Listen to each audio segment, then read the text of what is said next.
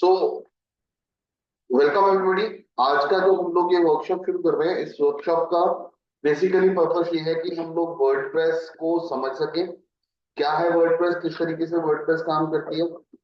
WordPress की अगर मैं बात करूं तो वर्डप्रेस हमारे लिए एक सीएमएस है। सीएमएस को हम लोग बोलते हैं कंटेंट मैनेजमेंट सिस्टम। ये बेसिकली बनाया गया था, सबसे पहले जो इसको डेवलप करने का पर्पस था वो यही था कि ब्लॉग्स को क्रिएट किया जा सके। आई होप कि आप लोग ब्लॉग को समझते होंगे। ब्लॉग होता क्या है? ब्लॉग को बेसिकली लिया गया है तीन वर्ड, दो वर्ड से, वेब ब्लॉग। ठीक है, अगर आप लोग इसको राइट डाउन करते हैं, ब्लॉग किस तरीके से बना वर्ड, अगर मैं वो आपके साथ शेयर करूं तो हमारे पास, जैसे हम लोग डायरीज लिखते थे ना पहले, वेब ब्लॉग, हम लोगों को आदत थी पहले डायरीज लिखने की। जो कुछ भी हमें आता था, अच्छा लगता था, सारे दिन की एक्टिविटी, वो हम लोग कुछ ना कुछ साथ साथ डायरीज में नोट करते थे, ताकि कभी भी लाइफ में हमें उन चीजों की वापस जरूरत पड़े तो हम लोग वो डायरीज को निकाल के देख सकें। अब इसी तरीके से इंटरनेट के ऊपर भी लोगों ने लिखना शुरू किया। ठीक है, उनको जो आता है, उनको जो फील हुआ, कोई अच्छा पोएट था, कोई अच्छा कुक था, किसी के पास मैथ्स के स्किल्स अच्छे थे, किसी के पास साइंस के स्किल्स अच्छे थे, तो लोग अपने अपने फील्ड में जो जैसा था उसने इंटरनेट के ऊपर उसको लिखना शुरू करा। और वो लिखते लिखते बन गया हमारे पास ब्लॉग। अब ये ब्लॉग आया कहाँ से? यहाँ से बी आ गया और यहाँ से एलओजी आ गया, तो ये बन गया ब्लॉग। तो ब्लॉग एक ऐसा प्लेस है, एक ऐसी जगह है जहां पे हम अपने थॉट्स को, अपने व्यूज को, अपने आइडियाज को एक प्लेटफॉर्म प्रोवाइड करते हैं, जहां से हम चाहते हैं कि बाकी के यूजर, बाकी के लोग भी उन सबको पढ़ सकें। तो वर्डप्रेस हमारे पास एक सीएमएस है, जो जिस सीएमएस को ब्लॉग्स के लिए पहले डेवलप करा गया था। लेकिन जैसे जैसे टाइम निकलना शुरू हुआ, इसके ऊपर काम करना शुरू किया, और डेवलपर्स इसके साथ आने शुरू हो गए, तो इसके अंदर कुछ इमेज गैलरीज को ऐड कर दिया गया, फॉरम्स ऐड कर दिए गए, पेजेस ऐड कर दिए गए, कुछ मेंबरशिप के रूल्स ऐड कर दिए गए। तो देखते देखते ये एक सिंपल ब्लॉग बनाने की बजाय, सिर्फ ब्लॉग को मैनेज करके रखने की बजाय, ये आपको वेबसाइट को और वेब पेजेस को भी मैनेज करने के लिए यूज किया जाने लग पड़ा। जो ब्लॉग्स होते हैं आपके पास, या वर्डप्रेस हम लोग बात करें, तो वर्डप्रेस जो है ये बिल्कुल टोटली फ्री है। इसके लिए आपको कोई भी सिंगल पैनी पे करने की जरूरत नहीं है। वर्डप्रेस की ऑफिशियल वेबसाइट है wordpress.org। आपको वर्डप्रेस का जो सेटअप है वो यहाँ से मिल जाएगा, तो आप यहाँ से इसको डाउनलोड कर सकते हो, wordpress.org। एक वेबसाइट आपको मिल जाएगी wordpress.com, आपको वहां पे नहीं जाना, आपको wordpress.org पे जाना है। ठीक है, तो यहाँ पे अब डिजाइन कैसा होगा, बिल्ड, ये इनका कुछ होम पेज आपको दिया हुआ है। यहाँ से आपको डाउनलोडिंग की ऑप्शन देखनी है, गेट वर्डप्रेस। तो आप यहाँ पे आप रन करोगे ना, तो यहाँ पे कुछ फीचर्स, जो नए फीचर्स ऐड हुए हैं वो आपको दिखाने शुरू कर देगा। तो यहाँ से आपको करना है गेट वर्डप्रेस। गेट वर्डप्रेस करोगे तो डाउनलोड की ऑप्शन दिखा देगा, download and install it yourself, setup with the hosting provider. तो अभी हम लोग ऑफलाइन काम कर रहे हैं, हम लोग किसी होस्टिंग पे जाके काम नहीं कर रहे। तो इसके लिए हम लोग यहाँ पे करेंगे download WordPress 6.5.5। In the mean while ये डाउनलोड हो रहा है, तो हम लोग डिस्कस करते हैं कि इसके साथ साथ हमें और किन चीजों की जरूरत पड़ेगी जब आपने वर्डप्रेस को यूज करना है। देखो, वेबसाइट्स जो होती है ना नॉर्मली, ये दो तरह की है, एक है स्टैटिक, ठीक है, दूसरी है डायनामिक। जो स्टैटिक वेबसाइट्स होती है ना, स्टैटिक वेबसाइट्स को डेवलप करने के लिए तो आपके पास यूज होता है एचटीएमएल को यूज कर लिया आपने, ठीक है, उसकी कुछ डिजाइनिंग को चेंज करने के लिए सीएसएस यूज कर लिया, कोई बॉयलर प्लेट आपने टेम्पलेट यूज कर लिया, बूटस्ट्रैप को यूज कर लिया, ठीक। या कुछ कोडिंग करनी है तो उसके लिए आपने क्लाइंट साइड पे कुछ परफॉर्म करना चाहते हो, तो उसके लिए आपने जावा स्क्रिप्टिंग को यूज कर लिया। लेकिन जो डायनामिक वेबसाइट्स होती हैं, इनको एक वेब सर्वर की जरूरत पड़ती है। ठीक है, वेब सर्वर अगर हम लोग इसको डिफाइन करें, वेब सर्वर एक सॉफ्टवेयर होता है, मतलब अगर हम लोग बोले तो इट इज बेसिकली एक combination of hardware and software. लेकिन अगर इसके पास बहुत सारे, मतलब मार्केट में बहुत सारे वेब सर्वर सॉफ्टवेयर अवेलेबल है, अगर आप किसी भी एक वेब सर्वर को अपने पीसी पे इंस्टॉल कर लेते हो, वेब सर्वर सॉफ्टवेयर को अपने पीसी पे इंस्टॉल कर लेते हो, तो आपका वो पर्टिकुलर पीसी या आपका लैपटॉप जो है वो काम करना शुरू कर देगा एज अ वेब सर्वर। ठीक है।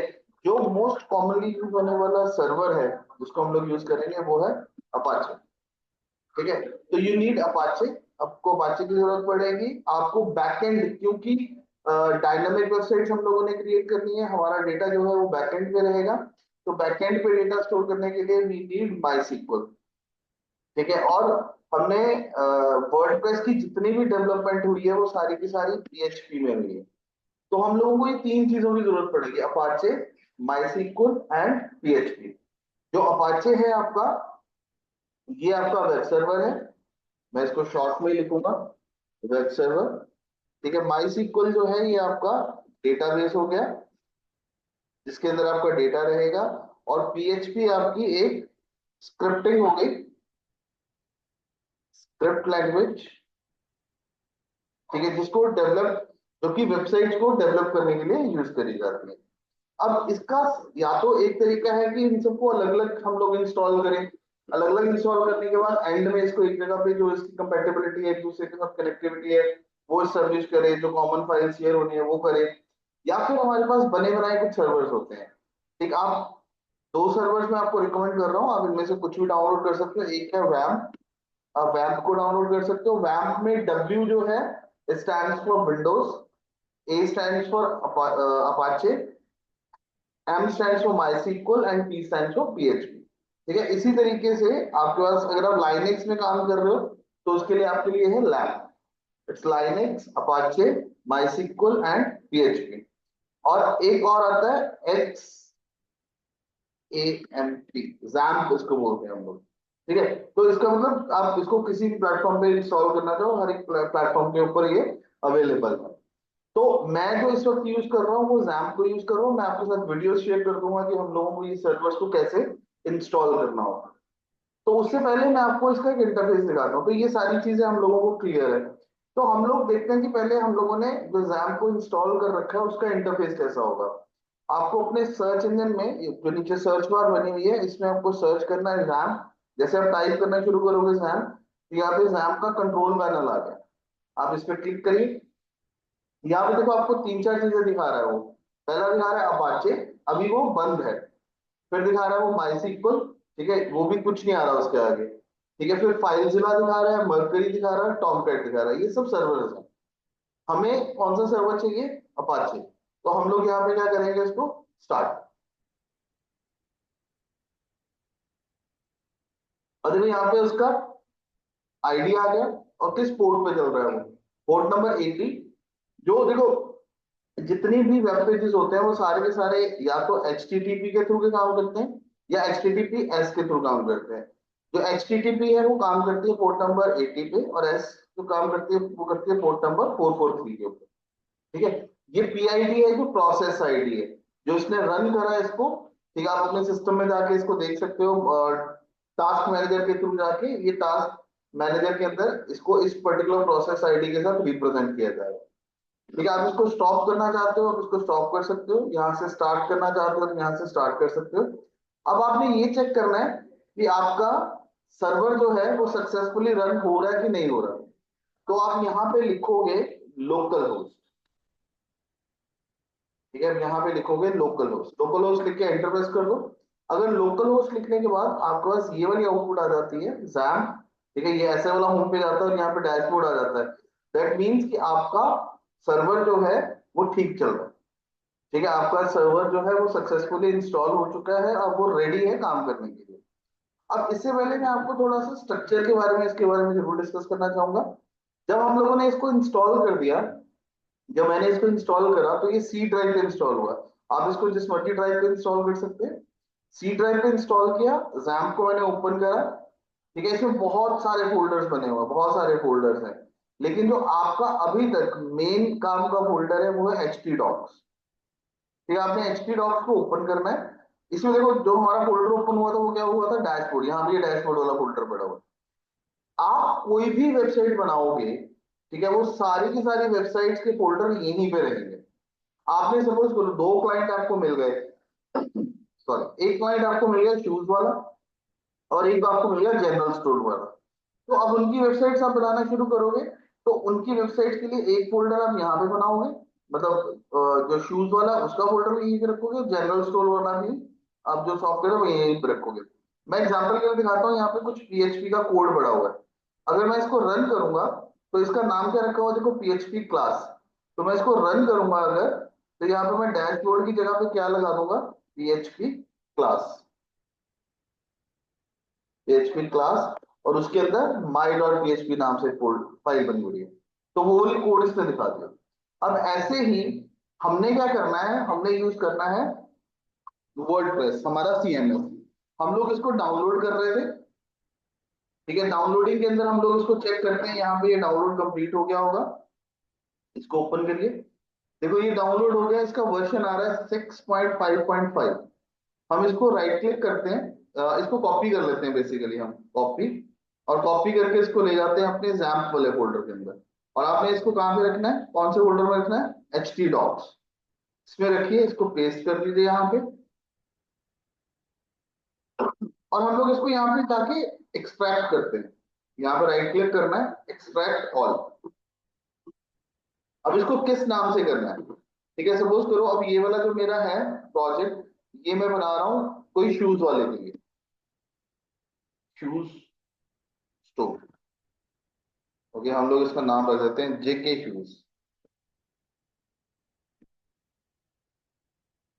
ठीक। एक्सट्रैक्ट, अभी एक्सट्रैक्ट कर रहा है इसको, ठीक है। It will take some time extract करने के लिए, क्योंकि बहुत सारी फाइल्स हैं इसके अंदर जो एक्सट्रैक्ट होंगी। इन द मीन वाइल मैं आपको दिखा रहा था कि हमने पीएचपी क्लास नाम के फोल्डर को ओपन करके देखा था। इसको डबल क्लिक करा, ठीक है। डबल क्लिक करके आप देखोगे तो यहाँ पे माई डॉट पीएचपी फाइल पड़ी हुई थी। अब ये माई डॉट पीएचपी फाइल को हमने रन करा, तो हमारे पास जो आउटपुट आई थी वो इस तरीके से आई थी। ये कोड हमने लिखा है, लेकिन बिलीव मी, वर्डप्रेस के अंदर आपको कोई भी कोड लिखने की जरूरत नहीं है। बट ये इतना भी आसान नहीं रहेगा आपको इनिशियल टाइम पे कि बिल्कुल ही आंख बंद की और हमने शुरू कर दिया। इसमें आपको लॉजिकली बहुत सारी चीजें समझनी है, कंसेप्चुअली बहुत सारी चीजें समझनी है। लेकिन अगर मैं इसको सिंपल और इजी की बात करूं, तो ये 90 टू 95% आसान है, अगर हम लोग कंपेयर करते हैं नॉर्मल डेवलपमेंट से। क्योंकि नॉर्मल डेवलपमेंट के अंदर आपको कोड को डेवलप करना होता है, लेकिन जब आप इसके थ्रू करते हो तो आपको कोई भी कोड लिखना नहीं पड़ेगा, ये एश्योर है, ठीक है। आपको एक भी सिंगल लाइन कोड की लिखनी नहीं पड़ेगी कि हाँ मैंने ये कोड लिखा है, अगर मैं ये पर्टिकुलर काम करना चाहता हूँ या चाहती हूँ तो मेरे को ये वाला कोड लिखना पड़ेगा, ऐसा कुछ नहीं। वो सब कुछ बना बनाया आपको इसमें मिलेगा। ओके, इसको डाउनलोड होने देते हैं अभी हम।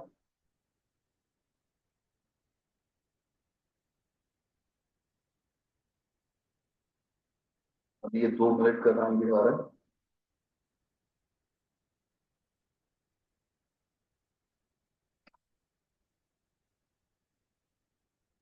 ओके, इन द मीनवाइल हम लोग यहाँ पे इसके ऑफिशियल वेबसाइट पे चलते हैं। यहाँ पे हम लोग चलते हैं होम पे, ठीक है। यहाँ पे देखो इसका ये डिजाइन, बिल्ड, एक्सटेंड, फीचर्स दिए हुए हैं इसके। यहाँ पे अबाउट, अबाउट वर्डप्रेस।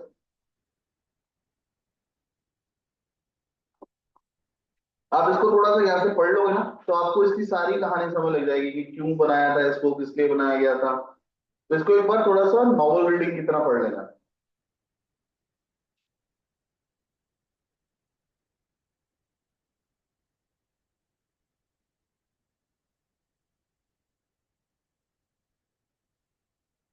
ये ऑलमोस्ट डन है।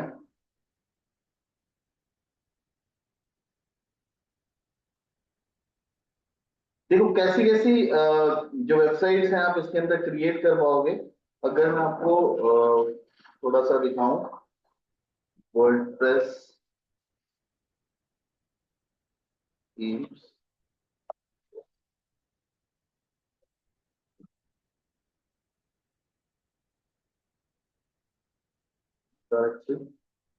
अब देखो ये थीम्स हैं इधर दी हुई, ठीक। मतलब बहुत सारी थीम्स हैं, बस आपको ये थीम्स जनरेट कैसे अप्लाई करनी है हम लोगों ने ये सीखना है, और कुछ और बहुत सारी चीजें हैं जो इसके अंदर छोटी छोटी हम लोग सीखेंगे। फॉर एग्जाम्पल जैसे मैं कहता हूँ कि हमें ऐसी वाली एक वेबसाइट क्रिएट करनी है, तो आप इस पर क्लिक करो, यहाँ पे आपको प्रीव्यू दिखा देगा।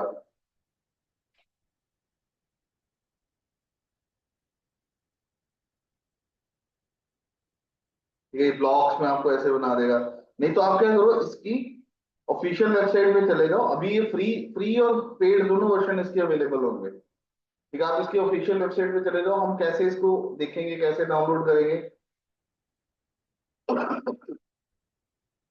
देखो ऐसे ये इसकी है, the most innovative lightning fast and supercharge free WordPress theme. तो ये फ्री डाउनलोड है। यहाँ पे व्यू स्टार्टर साइट्स। ओके, वो डाउनलोड हो गया। अब देखो ऐसी वाली साइट्स आप इसके थ्रू बना सकते हो। अब जैसे फर्नीचर वाली वेबसाइट है, लाइव डेमो। तो कैन यू इमेजिन, ये वाली वेबसाइट आपने वर्ल्ड प्रेस की थीम को यूज करा है और इसमें कोडिंग 1% भी नहीं करी आपने। बिना कोडिंग करे अगर आप ऐसी वेबसाइट आपको बनानी आ जाए, ठीक है, तो आप खुद अंदाजा लगा सकते हो कि आप कितनी आसानी से और कितनी जल्दी से वेब डेवलपमेंट का काम सीख सकते हो और अपने लिए एक नया करियर जो है वो आप ले सकते हो। अब बहुत सारे ऑप्शन है इसके अंदर। देखो 1% भी जो है वो आपको करने की जरूरत नहीं है। इवन ऐड टू कार्ट, इसका कोड लिखने की जरूरत नहीं है आपको। आपको कोड इसको कार्ट में से चेकआउट करना है, यहाँ से चेकआउट के ऑप्शन पे चले जाओ। इसका कोड लिखने की जरूरत नहीं है। ये जो भी बिलिंग है, लास्ट नेम, एड्रेस, ये सारा का सारा काम जो है वो ऑटोमेटिकली खुद करेगा। लेकिन इसको बनाने के लिए जो थीम यूज करी गई है वो ये करी गई है। ठीक है, इसमें अब फ्री वाला वर्जन भी है और यहाँ पे देखो ये लिखा हुआ प्रो। प्रो वाला वर्जन भी है। प्रो का मतलब प्रोफेशनल वर्जन, जिसके अंदर आपको सारे फीचर्स मिलेंगे।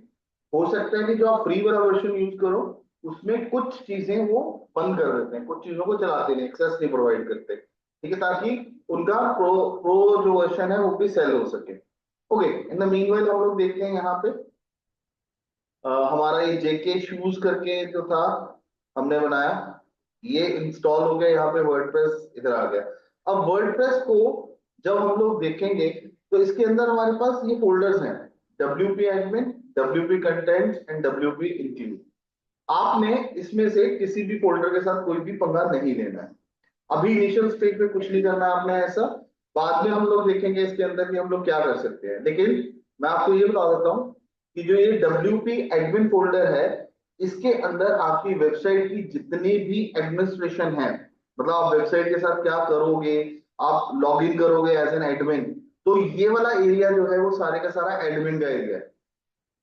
ठीक है, एडमिन ने जो चेंजेस करनी है, पेजेस बनाने हैं, उन पेजेस के अंदर एडिटिंग करनी है, वो सारे का सारा एरिया WP हाइफन एडमिन वाला है। WP हाइफन कंटेंट ये यूजर का एरिया होगा। ठीक है, जो हम लोग, जो आप लोगों ने या हम लोगों ने नए प्लगइन्स इसमें इंस्टॉल करने हैं, जो थीम्स हमने इसके अंदर इंस्टॉल करनी है। देखो अभी बाय डिफॉल्ट इसके अंदर ये 3 थीम्स इंस्टॉल्ड है ऑलरेडी। ठीक, तो अगर कोई प्लगइन हम लोगों ने इंस्टॉल करना होगा तो ये प्लगइन पड़ा हुआ है इसके अंदर एक। आप और प्लगइन्स भी इसके अंदर इंस्टॉल करना चाहो तो वो कर सकते हो। ठीक है, और लास्ट है WP हाइफन इंक्लूड्स। ये है PHP, प्योर PHP और वर्डप्रेस का कोड, जिससे वर्डप्रेस सारा काम करेगा। ठीक है, तो अब आपके पास 3 मेन फोल्डर्स हो गए, admin, WP hyphen admin, WP hyphen content, WP hyphen includes. ठीक है, एडमिन वाला पोर्शन जो हो गया वो एडमिनिस्ट्रेटर का हो गया, जो कि वेबसाइट को एडमिन करेगा। आप जब as an admin log in करोगे तो आप इस फोल्डर में जाओगे। As a user, as a developer, designer, जब आप कुछ भी अपलोड करवाते हो, आपने कुछ प्लगइन्स रखे, आपने कुछ नई थीम्स रखी, आपने कुछ भी अपलोड किया डॉक्यूमेंट, तो वो सारा का सारा यहाँ पे रहेगा। ठीक, प्लगइन्स, थीम्स, बाकी अपने आप ही पेजेस और क्रिएट होते चले जाएंगे इसके अंदर। And finally include. इंक्लूड के अंदर सारी स्क्रिप्ट है। ठीक है, जो स्क्रिप्ट PHP को चाहिए होती है, वर्डप्रेस को चाहिए होती है, PHP का कोड होगा ये। मैं आपको अगर एक कोड खोल के दिखाता हूँ यहाँ पे, ये मेलर वाली है कुछ, इसको खोलते हैं हम लोग यहाँ से। देखो इसके अंदर ये सारा कोड है। ठीक है, सारा कुछ PHP के अंदर लिखा हुआ, तो आपको इसकी टेंशन लेने की जरूरत नहीं है। ये क्या है, कैसे काम कर रहा है, कुछ सोचने समझने की जरूरत नहीं है। आपको सिर्फ फोकस करना है कि आपको करना क्या है, बनाना क्या है। ओके, अब ये हमारा बन गया हमने बेसिकली ये वर्डप्रेस नहीं आना चाहिए, हमें ये सारे का सारा फोल्डर एक स्टेप पीछे रखना है इसके। तो मैं इसको एक स्टेप पीछे ले जाता हूँ कट करके। ठीक है, तो आपकी ये जो साइट होनी चाहिए ना, जैसे आप फोल्डर ओपन करो, जैसे ये जेके शूज, साथ ही ये कंटेंट आपको होनी चाहिए, नहीं तो फिर वो सब सब डोमेन बन जाता है, तो हमें वो नहीं करना। ठीक है, अब हम लोग इसका सेटअप देखते हैं कि हम लोगों ने सेटअप इसको कैसे रन करना है। हो आई होप कि यहां तक आपको सब कुछ क्लियर है। ठीक है, अब हमने क्या करना है, मैं पहले जितनी भी विंडोज खुल रही है सबको बंद करता हूँ ताकि कंफ्यूजन वाला काम ना रहे। ओके, अब हमारे पास ये विंडो पड़ी हुई है। अब हमने अपना जैम्प सर्वर रन करा हुआ। ठीक है, इट इज वेरी इंपॉर्टेंट, आपको जैम्प रन करना होगा। मैं स्टॉप कर देता हूँ और यहाँ पे लिखता हूँ लोकल होस्ट।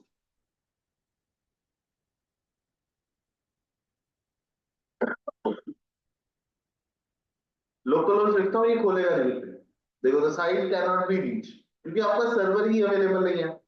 क्या रोल है सर्वर का वो भी मैं आपको बताऊंगा बाद में। मैं इसको अभी स्टार्ट कर देता हूँ, आज पहले दिन ही बहुत ज्यादा कुछ हैवी हैवी हमने नहीं करना। देखो, जैसे वो स्टार्ट हुआ वैसे ही खुल गया। ना अभी हम देख रहे हैं सर्वर की वैम्प की प्रेजेंस की, वैम्प आपका रनिंग है या नहीं है, मतलब जो आपका सर्वर है अपाचे सर्वर वो रनिंग है या नहीं है। अब इसके बाद हम लोग करते हैं कि अपने वर्डप्रेस को इंस्टॉल करना है। वर्डप्रेस को हमने डाउनलोड करा, डाउनलोड करके हमने किस फोल्डर में रख लिया उसको, सी में जाके जैम्प, जैम्प में जाके एच टी डॉक्स, और एच टी डॉक्स में जाके किसमें रखा, जेके शूज। तो इसका मतलब हमारा सारा सेटअप यहाँ पे पड़ा हुआ है। अब हमने इस सेटअप को इंस्टॉल करना है। इसको इंस्टॉल करने के लिए यहाँ पे आप लिखोगे जेके शूज और एंटर प्रेस कर दो। अभी देखो, ये वर्डप्रेस का सेटअप है। ठीक है, ये वर्डप्रेस का सेटअप शुरू हो गया। अब वो आपको पूछ रहा है कि आपको वर्डप्रेस किस लैंग्वेज में इंस्टॉल करना है। ठीक है, यहाँ पे देखो बहुत सारी और लैंग्वेजेस भी होंगी, हिंदी भी है, हिंदी में इंस्टॉल करना चाहते हो, गुजराती, तमिल। ठीक है, बहुत सारी वेबसाइट है, लेकिन पंजाबी भी है। सी पंजाबी में अगर आप करना चाहते हो, लेकिन हमें इंग्लिश में करना है। इसको कंटिन्यू करते हैं हम लोग। अब यहाँ पे कहते हैं welcome to WordPress, before getting started you will need to know the following item. आपका डेटाबेस नेम क्या है, क्योंकि डायनामिक बनेगा, सारे का सारा कंटेंट डेटाबेस में रहेगा। डेटाबेस का यूजर नेम क्या है, डेटाबेस का पासवर्ड क्या है, डेटाबेस का होस्ट क्या है, और टेबल का प्रीफिक्स क्या रखते हैं आपको। क्योंकि देखो, सबके लिए अगर वर्डप्रेस सबके लिए कॉमन है तो कॉमन टेबल ही बनेंगे।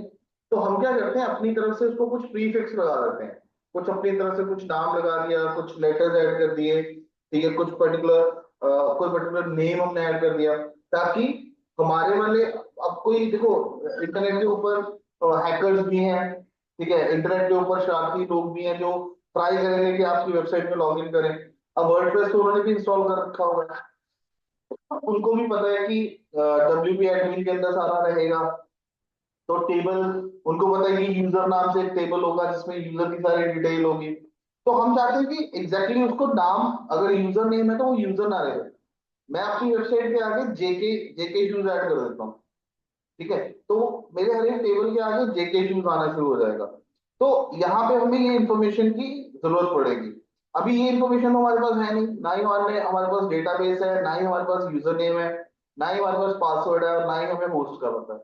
तो उसके लिए, सॉरी, उसके लिए आपको अपना माई कंट्रोल पैनल खोलना है रैम का, और यहाँ पे आपको माई सीक्वल को स्टार्ट करना है।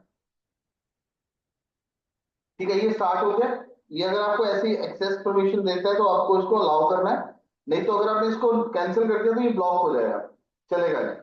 अब यहाँ से आपने इसको रन कर दिया, और देखो जो चीज रन करते हो ना वो ग्रीन आनी जरूरी है। अपाचे को रन करा ग्रीन, माईसीक्वल को रन करा ग्रीन। ठीक, और यहाँ से फिर आता है एडमिन। अब माई सीक्वल के एडमिन में जाना है। माई सीक्वल मैंने आपको बताया था किस लिए यूज होता है, डेटाबेस है आपका। तो अब इसका मतलब अगर डेटाबेस से रिलेटेड कुछ भी इंफॉर्मेशन चाहिए होगी तो हमें कहाँ पे मिलेगी, माई सीक्वल के एडमिन के अंदर। तो यहाँ पे ये ओपन हो रहा है। अब यहाँ पे बाय डिफॉल्ट एक यूजर बना होता है, उस यूजर का नाम होता है रूट। कल को जब आप प्रोफेशनली वेब डेवलपमेंट में जाओगे, वहां पे आप अपनी मर्जी से यूजर क्रिएट कर सकते हो कि कौन सा यूजर कितना काम कर सके। ये जरूरी नहीं है कि आपने पहले पहले राउंड में सबको पूरी परमिशन दे देनी है, लेकिन अभी मैं डिफॉल्ट सेटिंग्स के साथ ही चल रहा हूँ, डिफॉल्ट सेटिंग्स लेके चलूंगा। तो हमने सबसे पहले क्या करना है, यहाँ पे एक नया डेटाबेस क्रिएट करना है। तो यहाँ पे आप लेफ्ट साइड में देखोगे तो यहाँ पे आपको न्यू की ऑप्शन मिल रही है। यहाँ पे पूछ रहा है क्रिएट डेटाबेस, डेटाबेस का नाम क्या रखना है, मैं जेके शूज ही रख लेता हूँ, जेके शूज, और यहाँ पे कर देता हूँ क्रिएट। जब ये क्रिएट हो जाएगा ना तो इस लेफ्ट साइड में देखना ये बन गया देखो, जेके शूज के नाम से। अब आपने इसको क्लिक करना है, यहाँ पे दिखा रहा है no table found in database. ठीक है, आपने कुछ नहीं करना, कोई डेटाबेस नहीं बनाना, कोई टेबल नहीं बनाना, कोई कुछ नहीं करना।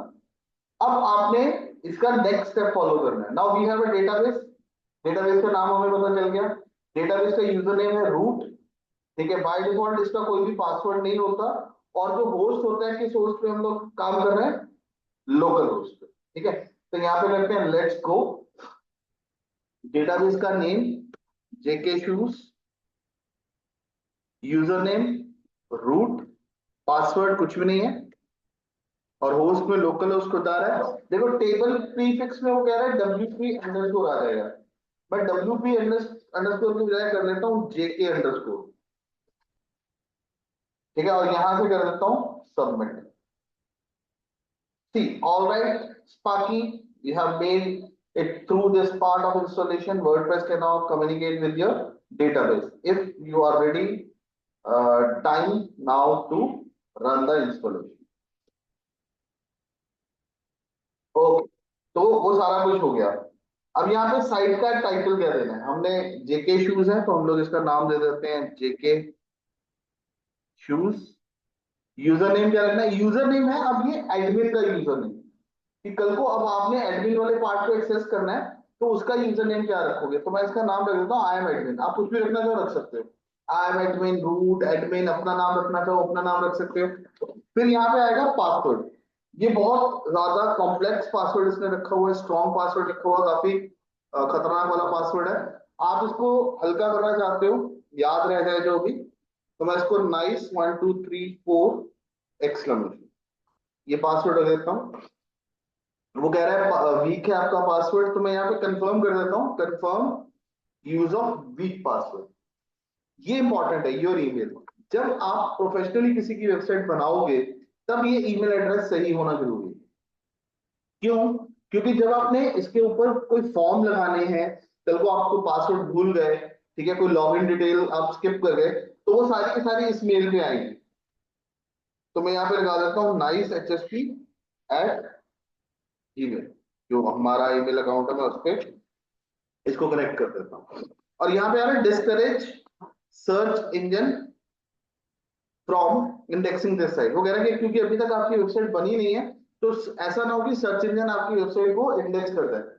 ठीक है, तो क्रॉलिंग एक प्रोसेस होती है, डिजिटल मार्केटिंग के लिए यूज होती है। ठीक, तो वो कॉन्सेप्ट हम लोग बाद में डिस्कस करेंगे। तो यहाँ से अब आपने इसके बाद कर देना है इंस्टॉल। क्लियर हो गया? टाइटल, साइट का टाइटल क्या रहेगा, यूजर नेम क्या रखना है हमने आई एम एडमिन, पासवर्ड दे दिया हम लोगों ने nice 1 2 3 4 exclamation, confirm use of week password, और डिस्करेज करना चाहते हो करो, नहीं करना चाहते हो छोड़ दो। अगर आप लाइव हो, मतलब आपने डोमेन बुक करा और डोमेन के ऊपर ये सारा काम कर रहे हो, तो इनिशियली आप इसको डिस्करेज कर दो, अदरवाइज आप इसको अनटिक भी रहने दे सकते हो। अभी हम लोगों ने इसको इंस्टॉल कर दिया।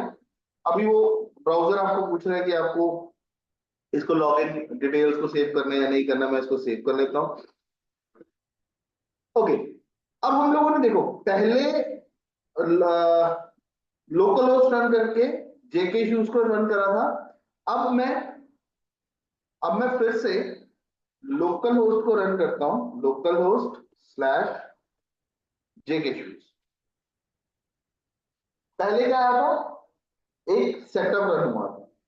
ठीक है, जब हम लोगों ने फर्स्ट टाइम इसको ओपन करा था तब इसका सेटअप रन हुआ था, लेकिन अब इस बार क्या हो रहा है, उसका सेटअप रन नहीं हो रहा। ठीक है, इस बार जो इंस्टॉल हो गया वो आ रहा है। ठीक है, अभी उसके पास जो डिफॉल्ट डेटा था उसने उस डिफॉल्ट डेटा के साथ उसको क्रिएट कर दिया, लेकिन फिर भी देखो उसने ऊपर ऊपर वाला सेक्शन क्रिएट कर दिया, ये आपके पास एक पेज उसने ऐड कर दिया अपने आप, सैंपल पेज। ठीक है, ये टाइटल हो गया, हीरो सेक्शन इसको बोलते हैं हम लोग, ये इमेज लग गई।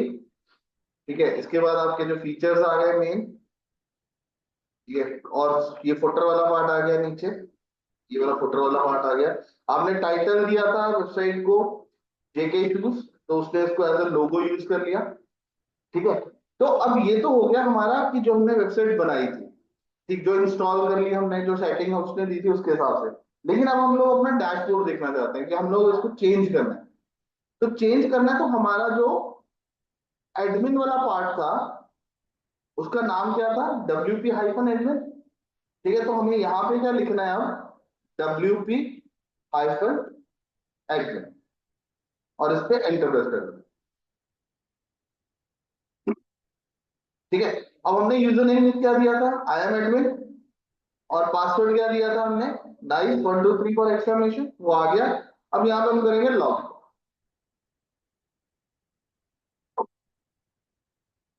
अब ये है आपका डैशबोर्ड। ठीक है, this is your dashboard. Welcome to WordPress, इसको बंद कर दीजिए।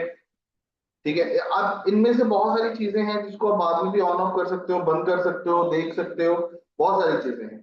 लेकिन अभी हम लोग देखते हैं कि यहाँ भी हमारा डैशबोर्ड आ गया। ये पोस्ट जो हम लोग क्रिएट करेंगे, जो मीडिया है, इमेजेस वगैरह को यूज करेंगे, पेजेस को यूज करेंगे, हमारे पोस्ट पे कोई कमेंट्स आएंगे, हमारी मर्जी है, हम लोग किसी को अप्रूव करना चाहते हैं नहीं करना चाहते हो, यहाँ से करेंगे।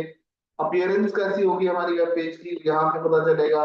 प्लगइन्स हम लोग कौन कौन से यूज कर रहे हैं, यूजर अकाउंट कौन कौन से बने हैं हमारे पास, कुछ छोटे मोटे टूल्स हैं और कुछ जनरल सेटिंग्स। ठीक है, तो ये एक इंटरफेस है। यहाँ पे जेके शूज, और यहाँ पे एडमिन का लॉग। ठीक, तो जेके शूज में विजिट साइट करेंगे तो आपको वापस आपकी साइट पे ले जाएगा। यहाँ पे डैशबोर्ड, ऊपर ही यहाँ पे डैशबोर्ड के ऑप्शन है, इस पे क्लिक करोगे तो वापस आपको अपने डैशबोर्ड पे ले जाएगा। ठीक है, तो यहां से कहीं पे भी हो आप, ये अपडेट्स पे क्लिक करोगे तो कुछ भी नया अपडेट आया होगा तो वो आपको वैसे तो यहाँ पे खुद ब खुद नोटिफिकेशन दे देगा। लेकिन अगर कोई और अपडेट आया होगा मैन्युअली तो वो अपडेट यहाँ पे आपको दिखाना शुरू कर देगा। देखो जैसे दिखा रहे हैं करंट वर्जन 6.5.5। ठीक है, तो अगर ये चेंज हो गया तो यहाँ पे वो दिखा देगा कि आपका नया वर्जन ये आया है, इसको आप इंस्टॉल कर लो, फिर आप इसको यूज कर सकते हो। डन। ओके, तो